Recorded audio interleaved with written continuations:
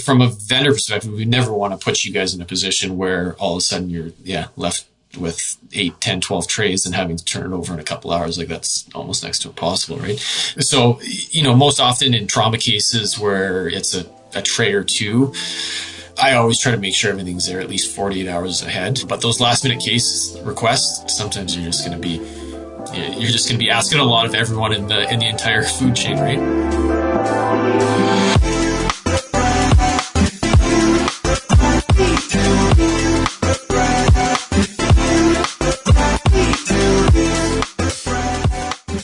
What if one conversation could save a life? What if one new process or new product could save a patient from surgical harm? Broadcasting from a hospital basement near you, you're listening to the Beyond Clean Canada podcast, the voice of medical device reprocessing from C to C to C. Each week, we spotlight the people, processes, and products from around the country and the world that are disrupting our profession and helping you fight dirty. Every instrument, every time. Join us as we have the kinds of conversations that matter and give our industry the kind of voice that it deserves. And now it's time to go True North strong and beyond clean.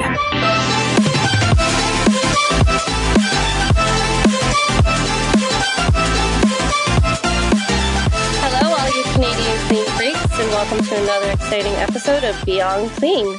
Today we will be talking with Adam Redmond from CONMED Ontario about the life of a vendor rep.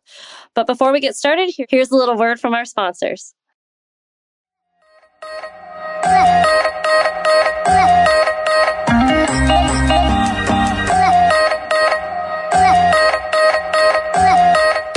From the studios of Healthcare HQ, you're listening to Beyond Clean Canada, the voice of sterile processing from C to C to C.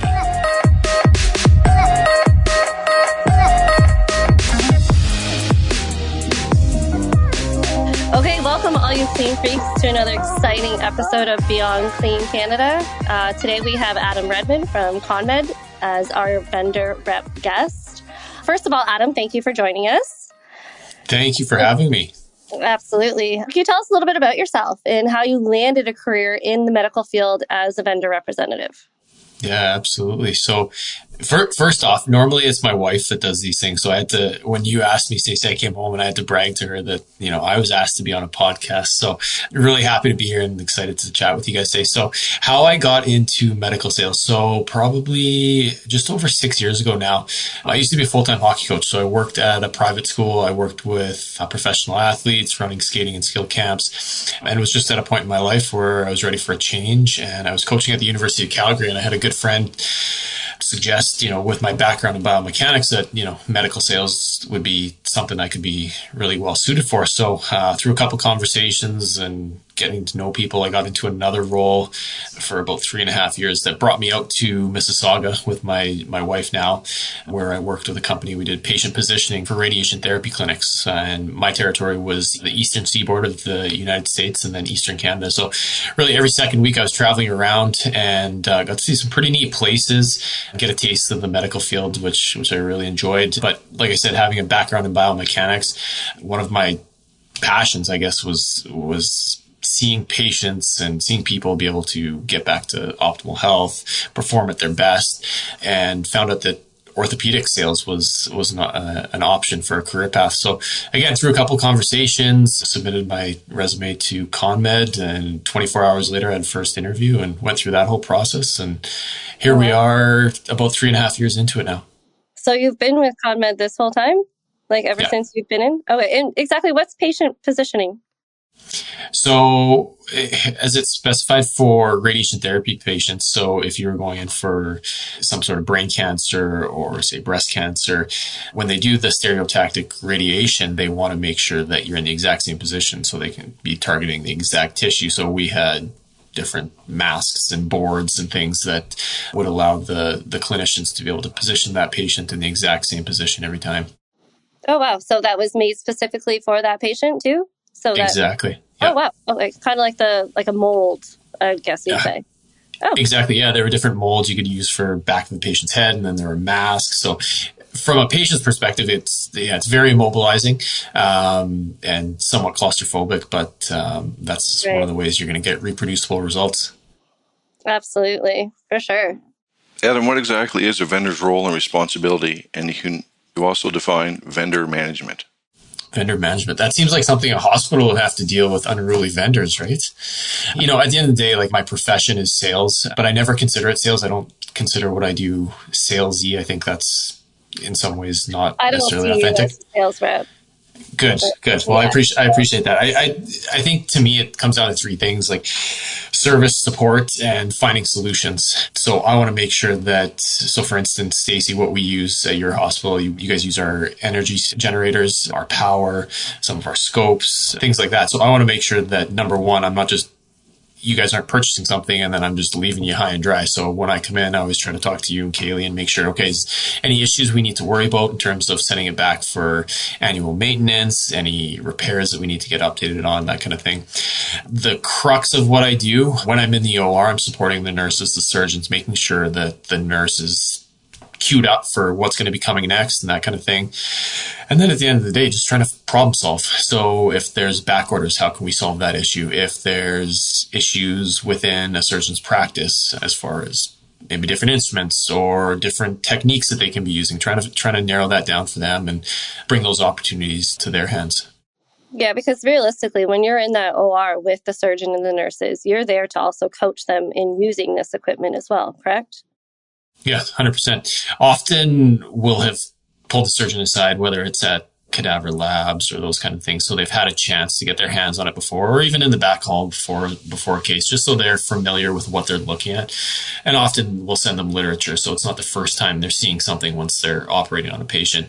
But often for nurses, like if it's something that is new and just came in for a one-off case, like chances are they've never seen this set. Yeah, I'm sure we'll get into that. But it's making sure that they know, how are these two pieces going to fit together, what needs to be queued up next so that the surgeon's not sitting there with his hand out waiting while we're putting things together, right? Yeah, that kind of leads us to our next question too. So can you walk us through the day of a surgery in the world of a vendor? Yeah, so I like to start most of my days at 5:30, get up, do my morning routine, make my coffee, have my breakfast. So the first, task that I put on myself is making sure that everything that was ordered and was supposed to have been shipped the day before actually went out. So I don't want to be finding out the morning of that there's a back order and all of a sudden there's a case at 8 a.m. and we're not going to have that product. Like that's not a good thing. So trying to be proactive and making sure that I know where all my inventory is going ahead of the case times. Usually try to leave my house, so I'm getting to the hospital. If it's an 8 o'clock case, get to the hospital for 7:30. So a couple of reasons I like to do that. Again, no last minute surprises. That's like number one rule. I want to make sure there's no last minute surprises for you guys down in MDR, the nurses, and obviously the surgeons. That's kind of worst case scenario. So I like to go through, I have my checks, and obviously at your hospital, Stacy, we've got a lot of capital equipment in terms of the energy systems, insufflators, power equipment. I just kind of have a check, go through, make sure everything's where it needs to be, make sure all the anchors and disposables are on the shelf if there's anything that needs to be reordered, just kind of going through that checklist. And then connecting with people that I need to connect with. Obviously, surgeons going to be one, making sure, a couple minutes before the case, catching them at the scrub sink. Hey, anything you want to chat about? Or exactly. Right. So, so that kind of thing. And then once the day gets rolling, just after 8, you're in your groove and kind of making your rounds, right? Yeah. How many hospitals do you oversee, Adam? So my territory is kind of southwestern Ontario, so everything west of London. So if you're in the US, that maybe doesn't make sense. But Windsor, Chatham, Sarnia, Strathroy, is a few small towns. But I would say there's about 12 in total. And the majority of the ones I'm spending my time at, there's probably 5 or 6 on a week-to-week basis. So you're on the road a lot. I would say most weeks, probably 4 out of 5 days a week, some days 5. I'm on the road. So like I said when we were first chatting, like to be actually working in my office is very rare. Most of the time it's standing outside the OR hallways on my computer in between cases or in my car making calls on the road. Yeah, so it's nice that you got to join us today from your office. So did you have to kick the wife out for the day so you could use it? No. So you got your own office? My wife's a professional hockey player, so she's actually, being that it's a holiday, we took our son skating this morning for the first time. Nice. So when we got back, she had to do her workout and stuff. Her season's getting started here right away. Yeah, so you're like, I got to use the office today. Yeah, exactly. Beautiful. Okay. So we all know, and we've all seen those 18 to 30 loaner trays arriving at 7 p.m. on a Tuesday night for a Wednesday 8 a.m. case. Why do you think companies are not more aware of the stress and the demand that this puts on the MDR staff? That would never happen from a CONMED rep, would it? No. No, actually, you know what? I probably going to get in trouble for saying this. But no, CONMED, you guys have been great. Like, that never happens. We always have at least, 24, 48 hours before we have to turn that tray into the next, into that case. Yeah. So we do thank you. It's a stress on the entire system. And often, so from my vantage point, there shouldn't be anything that's not on an elective case that I don't know about at least a week in advance. I would say where you run into that, again, from what I'm covering, it would be more the trauma line. So let's say a surgeon sees a patient in clinic and then all of a sudden they've got OR time the following day and they need to get this patient in and they need a certain plate or screw or whatever it is. That's often when you see it. So it's really a stress on the entire system. Being that our head office is located in Mississauga, which is about 2.5, 3 hours away from most of my hospitals. If there's ever any last minute things, we're fortunate enough. We've got a great team at the office who's able to put everything together, sort it, get it shipped out. And there's same day shipping services where we can get it in. But obviously you got to kind of do the math backwards. And this is kind of the math I wish they would teach you in school instead of some of the problem solving solutions they made us look at. Right there for that. Yeah. Right, exactly. Like if your case starts at 6, I got to work 3 hours back so MDR has enough time to turn it over, that kind of thing, right? It's a stress on everyone. So, and oftentimes it's out of everyone's control. It's just maybe the healthcare system in general and the way, or just the priority of the case too and the patient, right? Exactly. So from a vendor perspective, we never want to put you guys in a position where all of a sudden you're left with 8, 10, 12 trays and having to turn it over in a couple hours. Like that's almost next to impossible, right? So, most often in trauma cases where it's a tray or two, I always try to make sure everything's there at least 48 hours ahead. But those last minute case requests, sometimes you're just going to be, going to be asking a lot of everyone in the entire food chain, right? And that's what I was just going to ask you, Adam. I know the CSA standard Z31423 states that a minimum of 48 hours. So it was good to hear you that you try to adhere to that. Do you struggle at all to meet that standard? I would say our office is pretty aware of it too. So like really, I can't do what I'm doing in the field if I don't have a good support team behind me. And oftentimes that comes down to our processes and communication as a whole. And we've got some great people in charge of that. And it's things that have evolved and changed even over the course of my time at CONMED. So I would say for sure we try to adhere to that. Like for instance, if it's an elective case, I usually know a week or two out that I'm going to get this. So I'll request the equipment right away, make sure it's there, oftentimes 5 days in advance so that everything's ready. And again, no surprises. And from my perspective as a rep, like I would say I'm almost at the point where I don't trust anyone prior. Like, so I'm always making sure that like checking cases, like maybe something fell out when it was being boxed up or whatever, and there's a screw or a screwdriver that's missing. Like, I don't want to send it to you guys and all of a sudden you're missing stuff and you're trying to reassemble it after it's been washed and you're like, what the heck, Adam? Adam's not doing his job, right? So that's just perfection. It's okay. Yeah. Sounds like you guys are ready for anything. Perfection or paranoia? I don't know what it is. I would say a little bit of both. A little bit right? of both. Yeah. But no, I totally understand the whole, I'll just do it myself. Make sure everything's perfect. So. And Adam, from a vendor perspective, is there anything you can let our managers who are listening do to help situations regarding late trays? Anything that they can do to help on their end? No, not necessarily. I think a lot of it is just that, and every hospital is different. They've got their different processes and whatever it is. Usually, like when the request comes in, if it's something that's no one's seen before in terms of MDRD or nurses, I'll try to send some sort of digital document so that the team can get ahead of it. Hey, this is what's going to be coming in. Here's how we would reassemble it. Here's the contents, all that. So making sure you've got a digital copy of that ahead of time, and then dropping off the hard copy when I bring the set in to decontam. But no, oftentimes you guys are just playing the hurry up and wait game. When is shipping going to get it here? When is the rep going to drop everything off? So not necessarily any advice or things I can offer for managers. No, the managers are usually given the heads up too, for the most part. So they know it's coming, right? That being said, are there any conflicts or challenges that a vendor deals with that no one else sees? Like, for instance, warehouse issues, competitors, stuff that an MDR tech doesn't get to experience. You guys do. Yeah.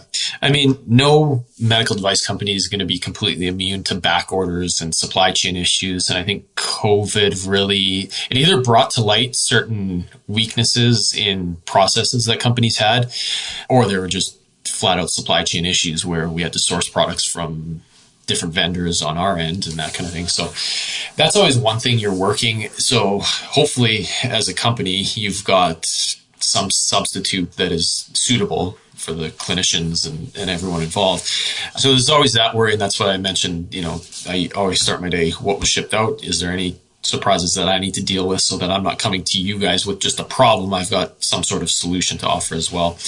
But the medical device industry as a whole is incredibly competitive. And yeah, I've had sets that have sat on shipping docks and all of a sudden they're back at our office and the office is wondering why I sent it back. And I don't know how it ended up back there, but there's always those kinds of things. So, we talked about 48 hours. That's why I always like to give myself as much time, because there are surprises that come up, but the less anyone else needs to know about it, the better. Are hospitals charged a fee for loaner equipment, Adam? So from a CONMED's perspective, no, we don't charge loaner fees. That's just the policy we've always adopted. And even if you're not on a service contract, that's a service we provide. And I think that's just a value add that we've always had as a company.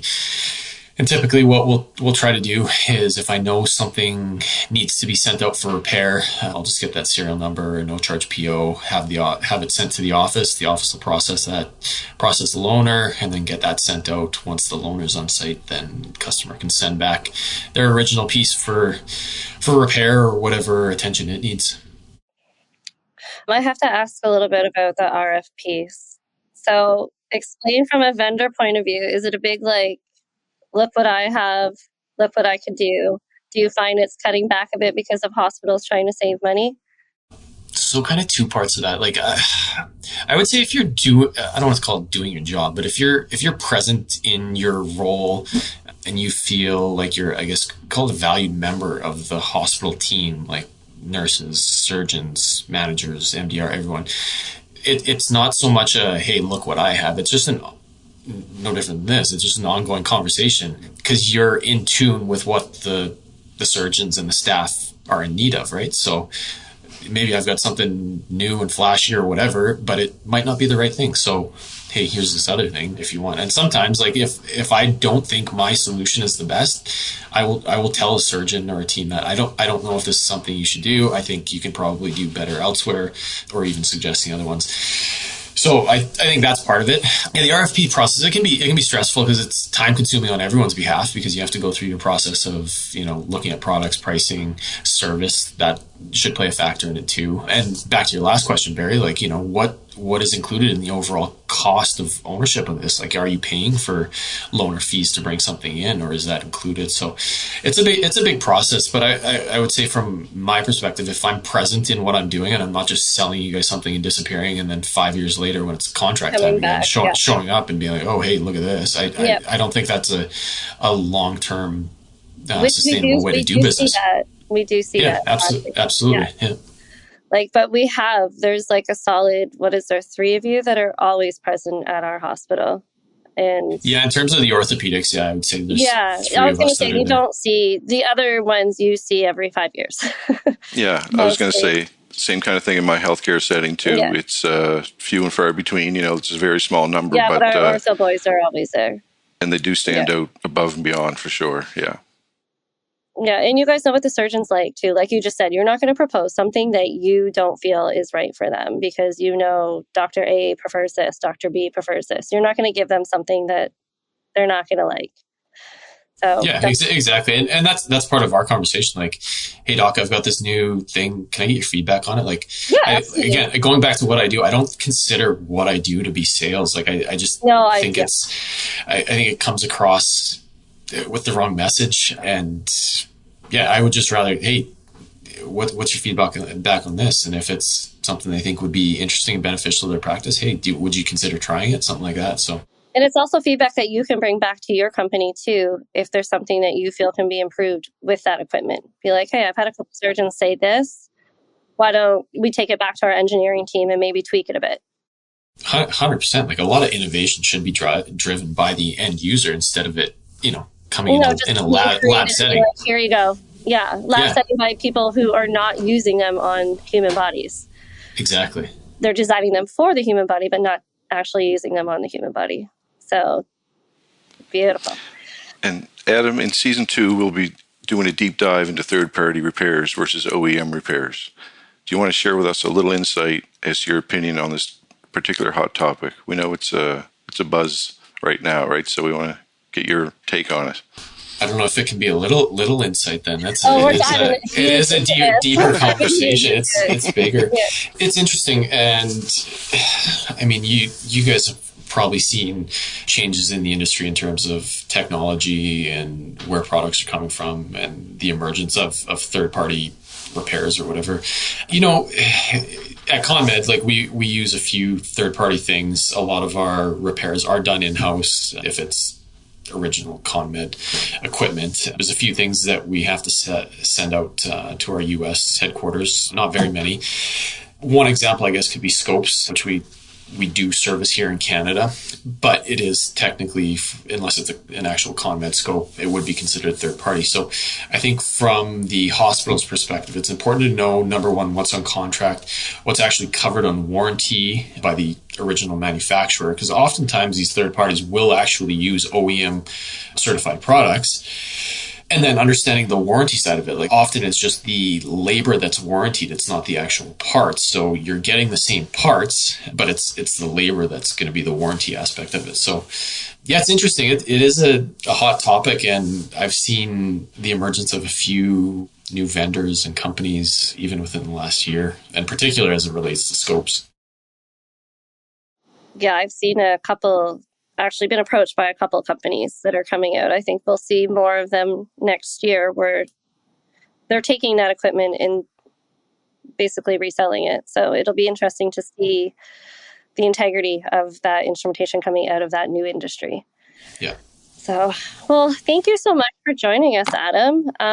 Before we go, do you have any words for our listeners and our MDR techs out there? Oh, no. In terms of your techs, you guys all do a fantastic job. And in some ways, you're the unsung heroes of what goes on upstairs, right? So I know from a vendor perspective, we're super grateful. Oftentimes we have you guys bend over backwards to get things done. And so nothing but gratitude. Thank you. Thank you. We will appreciate those words for sure. So thank you once again. Barry, do you have anything before we let Adam go? Adam, it's great to have you on, and the MDR community is fortunate to have you as a member, man. Your dedication and passion rings true, and look forward to chatting in the future. Thanks. I appreciate you guys for having me.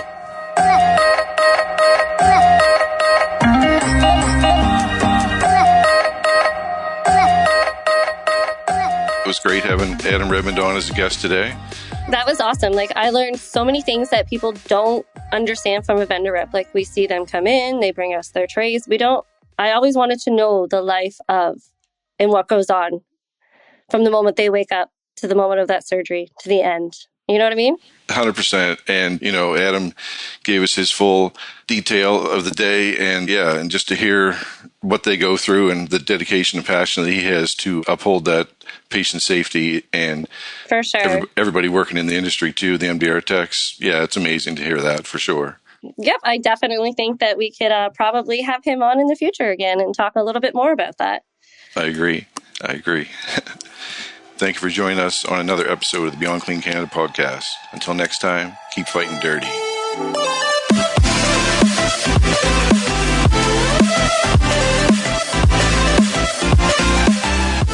Thanks for listening to this episode of Beyond Clean Canada, your source for MDR content, education, and inspiration.